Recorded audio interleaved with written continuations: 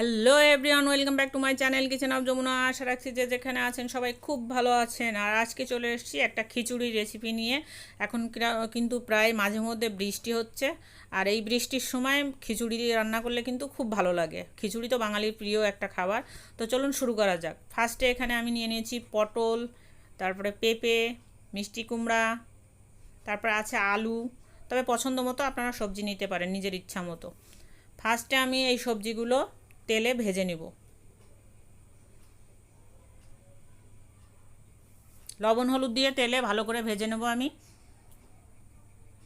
আর ওইগুলো ভেজে নিয়ে উঠিয়ে নিয়েছি সবজিগুলো। এখন তেলের ভিতর দিয়ে দিয়েছি জিরা আর শুকনো লঙ্কা আর হচ্ছে গরম মশলা। সাথে আমি কিছুটা পেঁয়াজ কুচি দিয়ে দিলাম। পেঁয়াজগুলো ভালো করে ভেজে নেব। তবে আমি চিকেন দিয়ে করছি এই খিচুড়িটা, আপনারা চাইলে অন্যান্য আপনাদের পছন্দ মতো মাংস দিয়েও করতে পারবেন। দিয়ে দিচ্ছি আদা বাটা। পেঁয়াজটা ভাজা হওয়ার পরে দিয়ে দিচ্ছি ভালো মতো 2 চামচ আদা বাটা দিচ্ছি।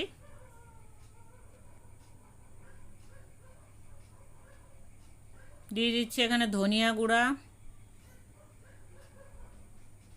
শুকনো ঝালের গুঁড়া। তবে ঝালটা কিন্তু সম্পূর্ণ আপনারা আপনাদের টেস্টের উপর ডিপেন্ড করে দিবেন। জিরা গুঁড়া দিচ্ছি।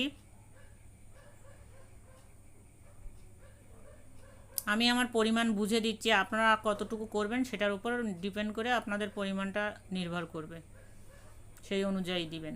একটু জল মিশিয়ে দিচ্ছি যাতে গুঁড়া মশলাগুলো পুড়ে না যায়।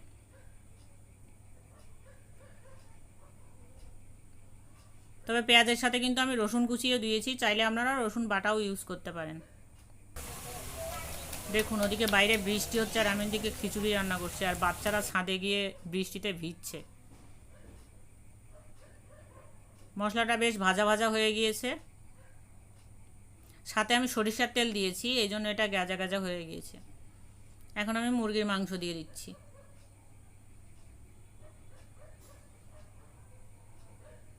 এখন মুরগির মাংসটা মশলার সাথে ভালো করে মিলিয়ে নেব।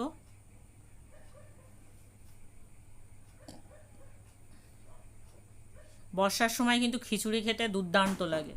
দিয়ে দিচ্ছি স্বাদ অনুপাতে লবণ, হলুদ।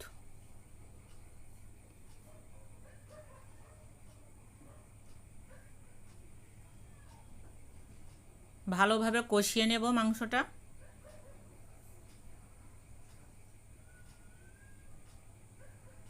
দেখুন এরা এখনও বৃষ্টিতে ভিজছে। বৃষ্টি হলেই এই বাচ্চাগুলো ছাদে চলে আসে পাশের বাসার, আর আমি জানালা দিয়ে সব দেখি আর রান্না করি।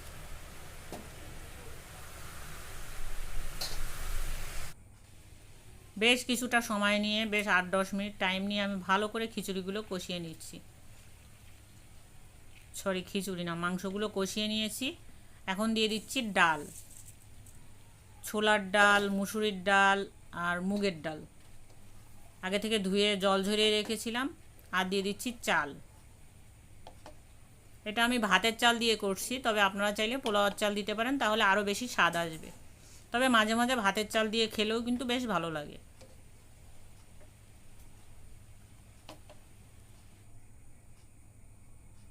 আমি ভালো করে কষিয়ে লবণ টবণ ঠিক করে দিয়ে 2টা কড়াই ভাগ করে দিয়েছি, কারণ একটা কড়ার ভিতর কিন্তু এতগুলো ধরবে না।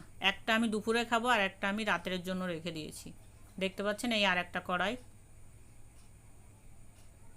লবণ টবণ ভালো করে চেক করে নেবেন।